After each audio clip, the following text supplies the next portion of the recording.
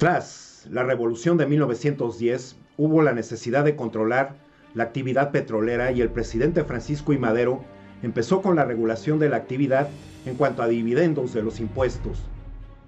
Durante el periodo del general Victoriano Huerta, de 1913 a 1914, el gobierno estadounidense intervino para que las compañías no pagaran impuestos ni hubiera regulación. Con Venustiano Carranza como encargado del Ejecutivo, en cambio, se trabajó para estatuir un régimen administrativo que regulara la actividad. Ya en el Plan de Guadalupe, en sus adiciones del 12 de diciembre de 1914, el constitucionalismo estableció la necesidad de una legislación petrolera nacionalista.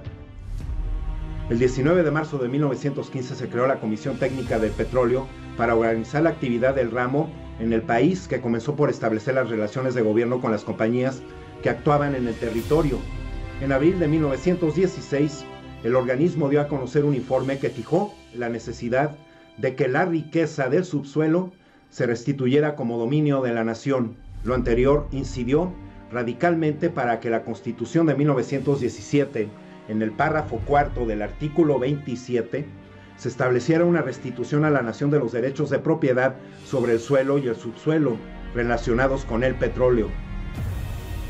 Nulificar los derechos adquiridos por las compañías petroleras en la era de Porfirio Díaz fue la intención de este párrafo constitucional, y así lo corroboraría la historia en la posrevolución.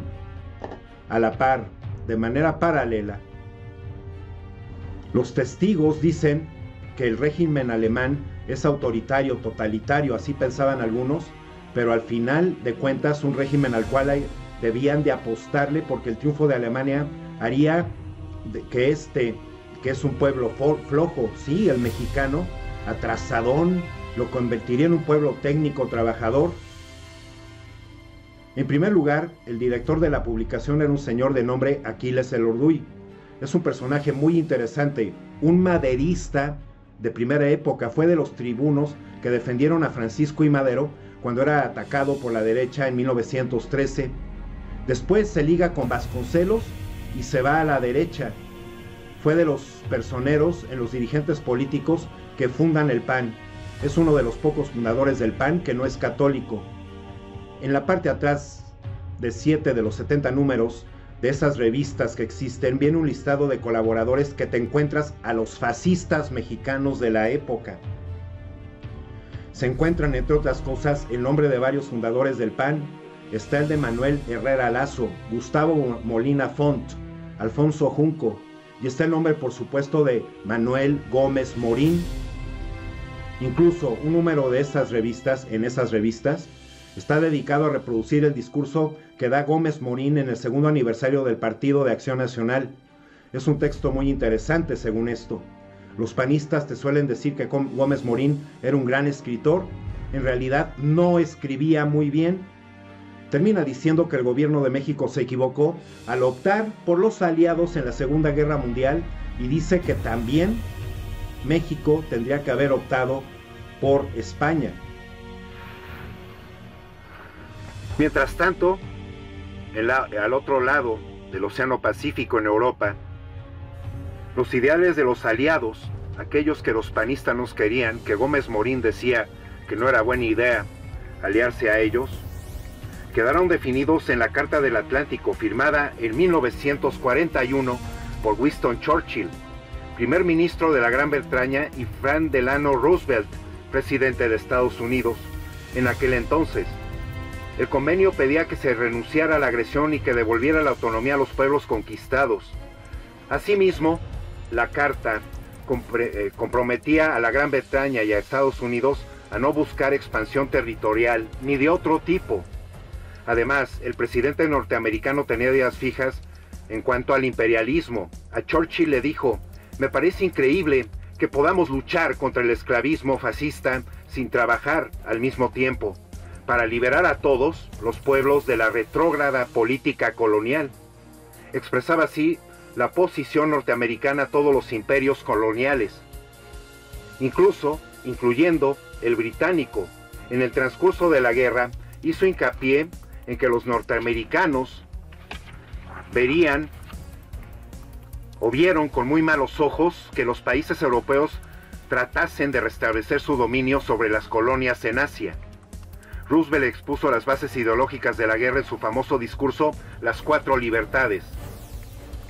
Con él, que reclamó que se garantizaba la libertad de expresión, la libertad de cultos, la libertad del temor y la libertad de la necesidad.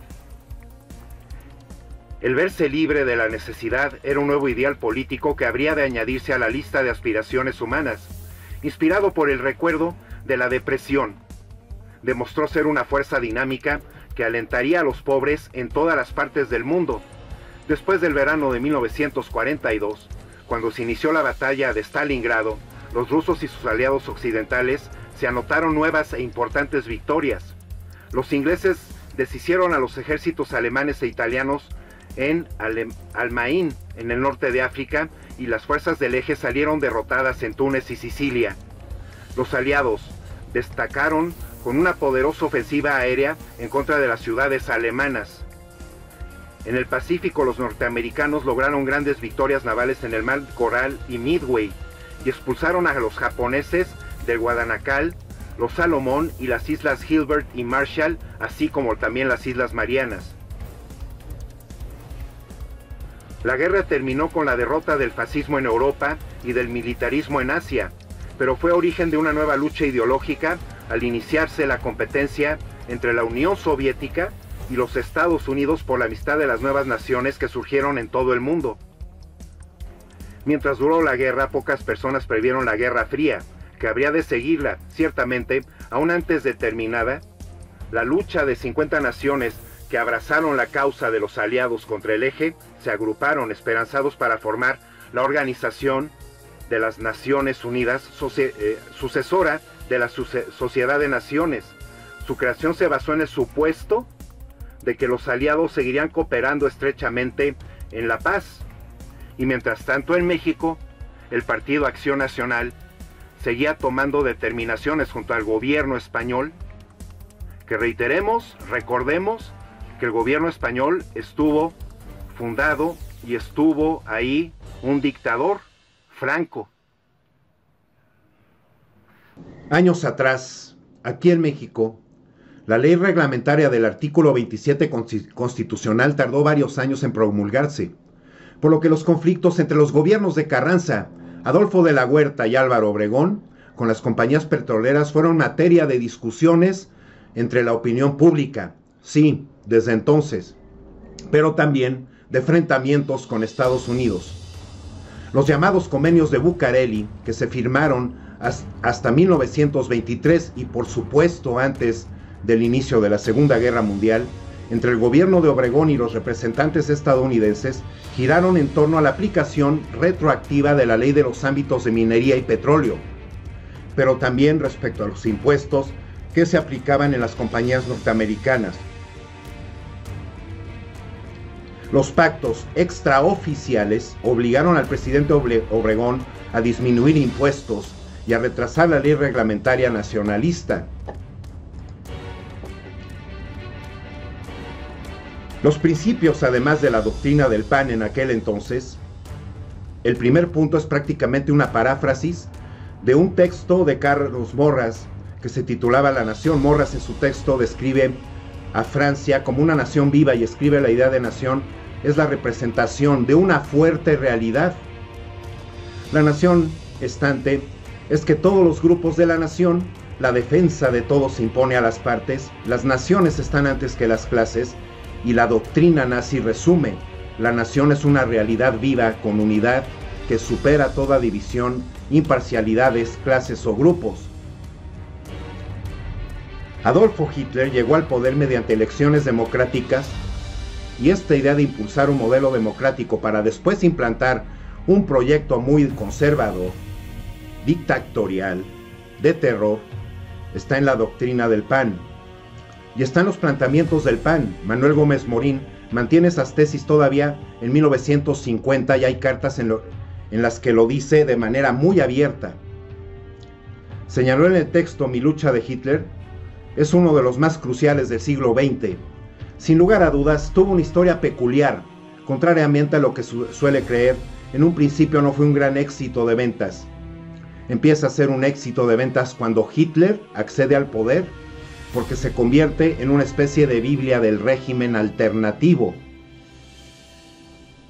Hay panfletos que aguantan el tiempo, textos de propaganda política que si los lees 100 años después siguen teniendo fuerza, siguen teniendo vigencia, solvencia literaria, y este no es el caso.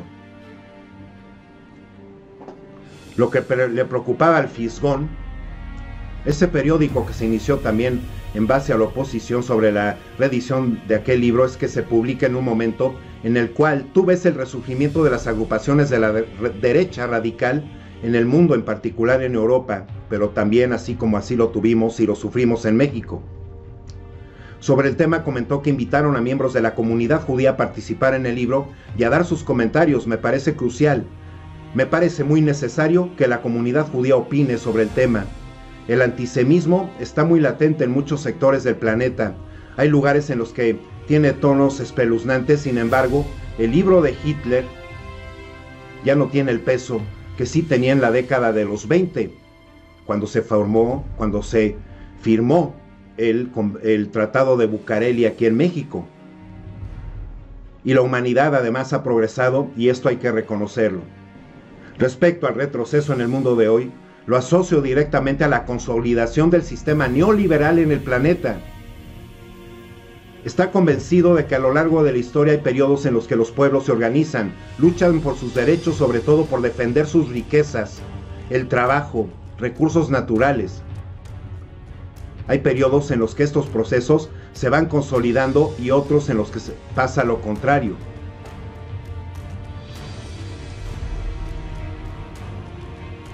La mañana del 18 de marzo de 1938, la Junta Central de Conciliación y Arbitraje aquí en México emitió un laudo con el que rescindió el contrato colectivo de trabajo. Desde entonces los trabajadores luchan. Los sindicatos desde entonces no han podido establecer una real fuerza, un real apoyo para todos esos trabajadores, sus derechos, sus demandas. Como una medida solucionaria al conflicto obrero-patronal y para liberar de sus obligaciones a los trabajadores, de inmediato los representantes de las compañías acudieron con Cárdenas para decirle que cumplirán con el fallo de la Suprema Corte de Justicia y subirían los salarios de los obreros. El presidente les contestó que ya era tarde, que se tomarían medidas extremas. De hecho, su decisión se venía conformando desde una semana atrás. La negociación de los dirigentes de las petroleras con Cárdenas no menguó el conflicto. Los gerentes amenazaron al Estado mexicano con retirar la inversión de sus capitales y abandonar el país, bajo la protección de sus respectivos gobiernos. La furia y la intransigencia se apoderaron de las compañías, por lo que el presidente tomó medidas legales para defender a los trabajadores petroleros, pero también para aplicar la ley. El general Lázaro Cárdenas del Río.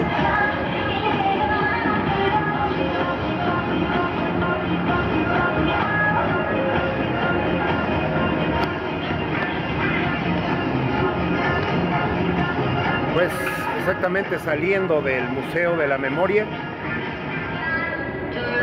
pues viendo todas esas fotografías, son reales, artículos, piezas de ropa. Sales y te encuentras exactamente enfrente de esta Secretaría de Relaciones Exteriores.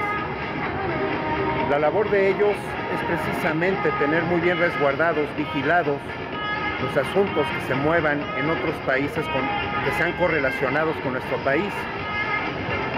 Es por eso, y además el hecho de que acaba de terminar estas 2 semanas con un tema abundante en la situación en la que Marcelo Ebrard, el secretario de Relaciones Exteriores, va a hacer esta negociación donde además no existe ningún pacto secreto.